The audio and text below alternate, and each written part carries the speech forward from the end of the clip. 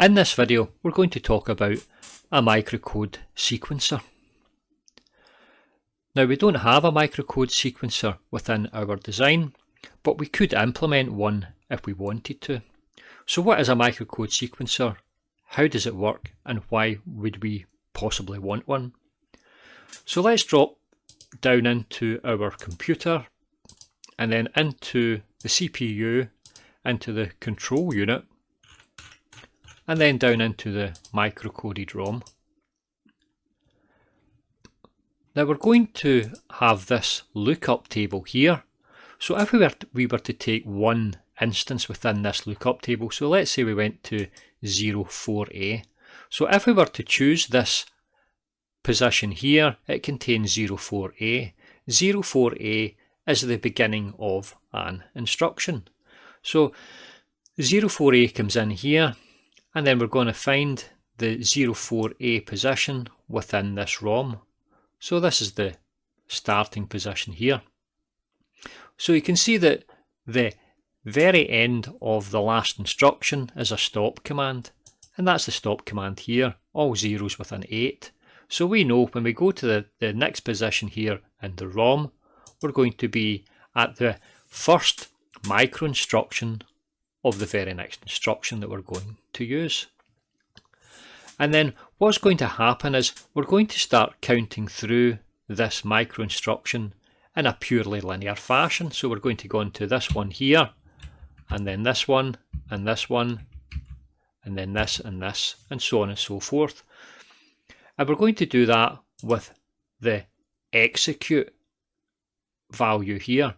And this execute value can go all the way up to 255. So from 0 to 255, so we've actually got 256 possible micro instructions per instruction.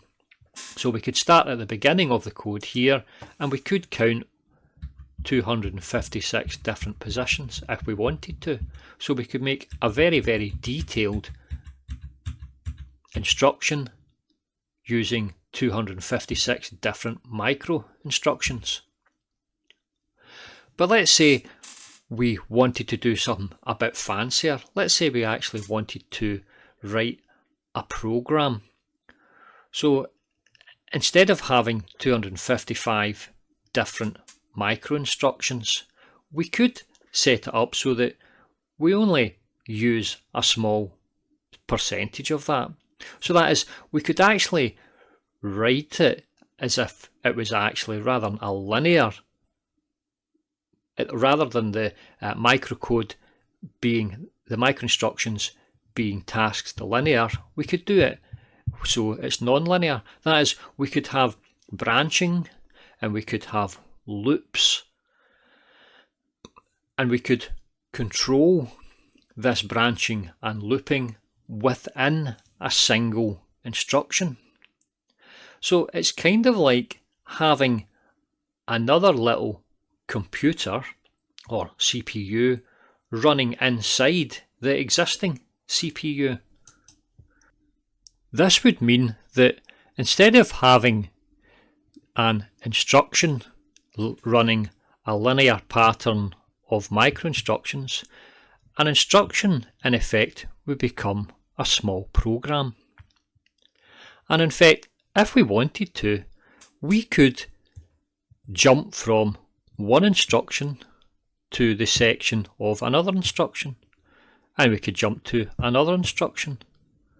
So we could do nested jumps in between instructions if particular parts of those other instructions are useful for us to run the instruction that we started off with. So this truly would be a little computer running inside another computer. So whereabouts do we do this physically? Well, we can see here that at this point here, we're going to have the address of the next instruction coming in here, and then we're going to have the addition of the value of 0 to 255 coming from this point. So we could break our circuit at this point here. We could take this execute out, And then we could build another circuit here. So imagine a block circuit here. We're not going to build it because it's out with the scope of the course. I'm just showing you where we potentially would do this. But we could build a circuit here. And then we could have the output of the circuit coming in here. And this is going to tell it not to jump by a factor of from one position to the next position. We could jump to another position within the code. And we could also have loops coming back out of this back into the microsequencer, and we could control exactly how we jump between micro instructions within one instruction, and also possibly jump to micro instructions within different instructions. So we're not going to go ahead and build that because it's going to just be a bit too complex for what we require in order for us to build a basic CPU.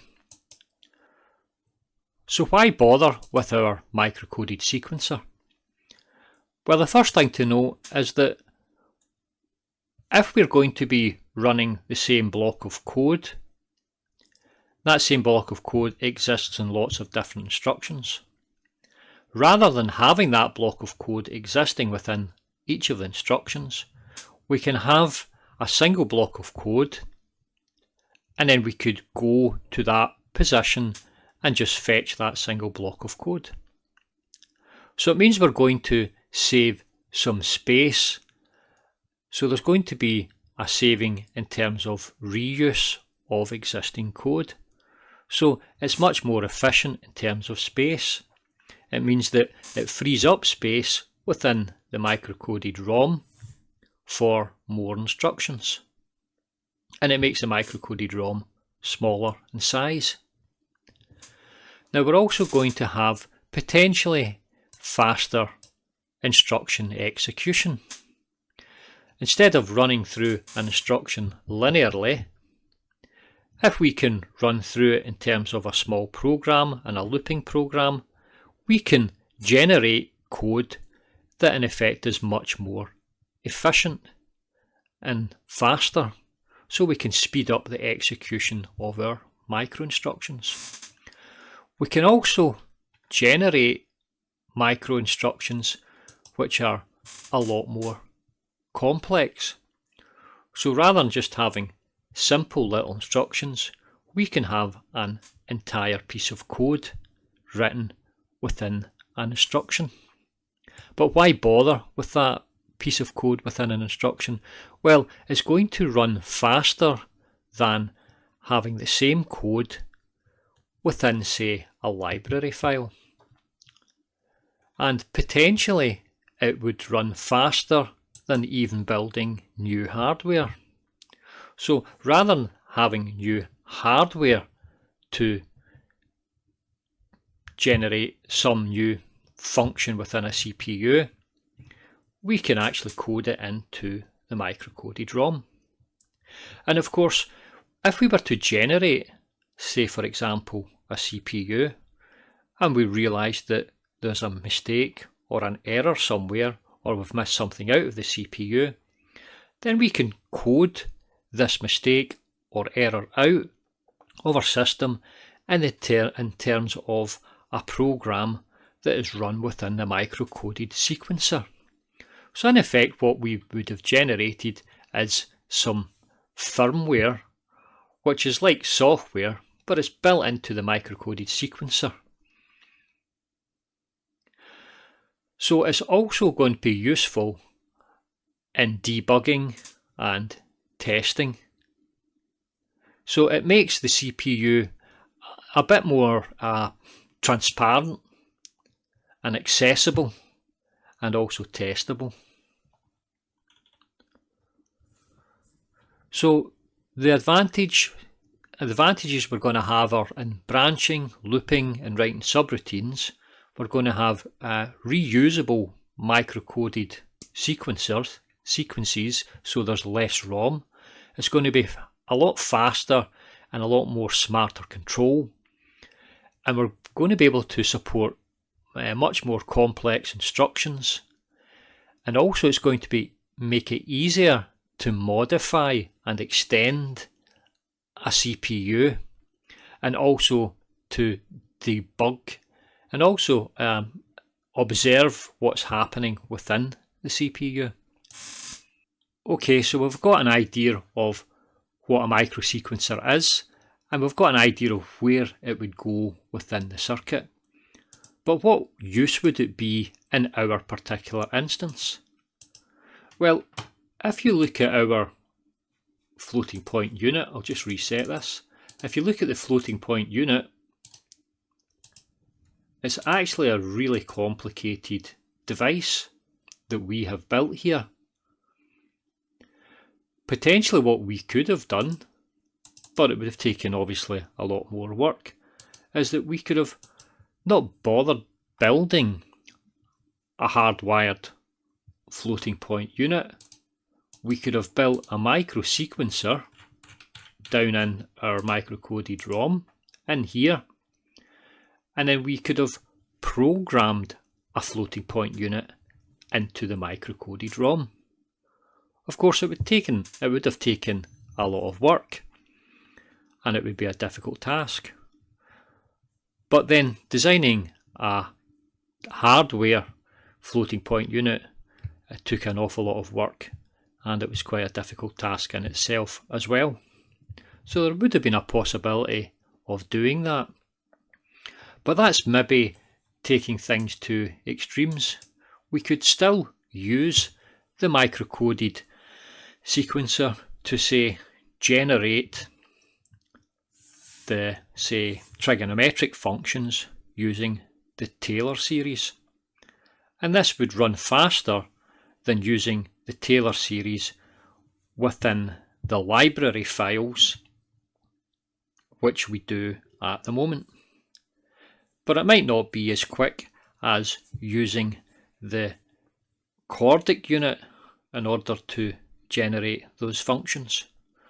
So we've got lots of options and lots of trade-offs when it comes to looking at using a microcoded sequencer. So that's all for this video. Thank you for listening. I'll get you on the next video. Goodbye.